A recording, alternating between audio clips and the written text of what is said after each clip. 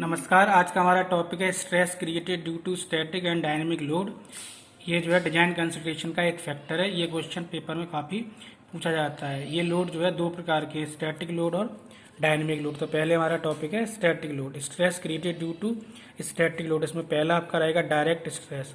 Direct stress में पहला आपका टेंसाइन और कंप्रेसिव स्ट्रेस। जब कोई भी मटेरियल को हम खींचते हैं, उसे फोर्स लगाते तो टेंशन हो गया, और जब उसको कम दबाते हैं या कंप्रेस करते तो कंप्रेशन फोर्स। एफ बराबर डब्ल्यू अपॉन ए।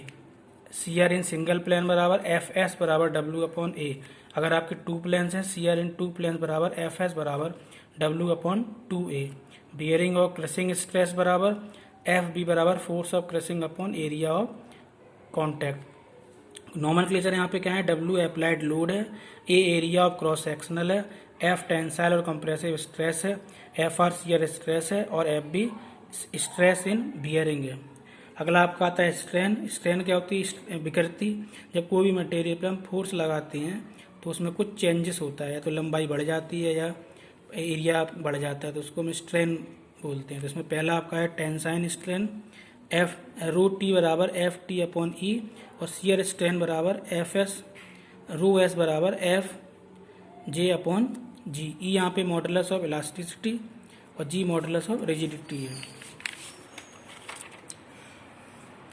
अगला आपका है थर्मल स्ट्रेस। एफ बराबर डेल्टा एल बराबर एल अल्फा डेल्टा टी, यानी कि एफ बराबर ई अल्फा डेल्टा टी।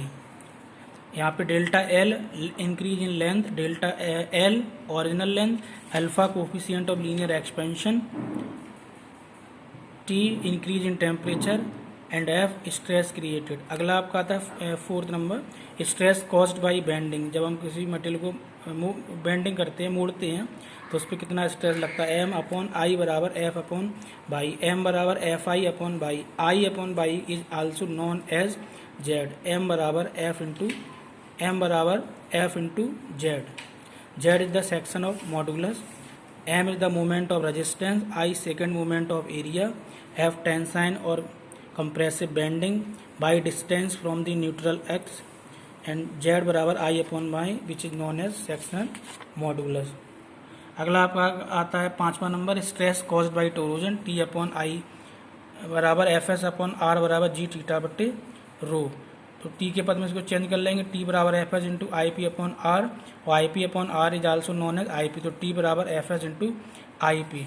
टी बराबर torque applied, I P polar second moment area, R radius of circular section, G modulus of rigidity, theta angle of twist, L length of section, Z polar modulus. Next आपका है thin cylinder under internal pressure, circumferential और hoop stress बराबर F P बराबर P D upon two T. Longitudinal और axial stress बराबर F A बराबर P D upon 4T। P यहाँ पे इंटरनल प्रेशर है, टी थिकनेस है। सिलेंड्रिकल सेल का था। अगला आपका आता है spherical shell, thin spherical shell under internal pressure. यहाँ पे सर्कमफ्रेंशियल स्ट्रेस और लॉन्गिट्यूडिनल स्ट्रेस दोनों बराबर होंगे, यानी कि पी डी अपॉन 2T।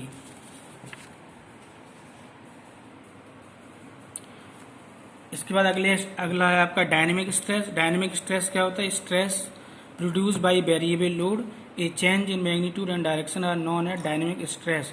जो दो प्रकार के हैं, एक्सटर्नल फोर्स और इनर्शिया फोर्स। इसमें पहला आपका है stress in rotating rims and disc. तो पहला आपका रिम है, सर्कमफ्रेंशियल और हुप स्ट्रेस बराबर एफ बराबर rho upon G omega square upon R square. Rho बराबर density of rim material, omega angular velocity, R radius of which stress is determined. अगला आपका रोटेटिंग डिस्क है, एफ बाई बराबर hoop stress है, rho square upon 8 G mu 3 mu plus 1 R S square minus U plus 3 R square. और radial stress है, F S बराबर rho square 8 G mu 3 mu plus 1 R naught minus R square. Mu यहाँ पे Poisson's ratio है, R naught maximum radius है, R radius rho density और omega angular velocity of disc है। Next आपका आता है इम्पैक्ट स्ट्रेस। इम्पैक्ट स्ट्रेस में क्या हो, जब कोई भी बॉडी पे फोर्स लगता है, इम्पैक्ट मतलब अचानक से कोई भी फोर्स लगेगा, तो उसकी काइनेटिक एनर्जी के बराबर होती है, यानी कि एफ बराबर W upon A 1 + 2HEA W upon L, W into L. A आपका है area of cross sectional of rotating disc, E modulus of elasticity, L length of rod. Last आपका है कंपाउंड स्ट्रेस में पहला आपका है principal stress, F R N बराबर 1/2 F S plus F Y plus minus 1/2 F S minus F Y square plus 4 F square 1/2।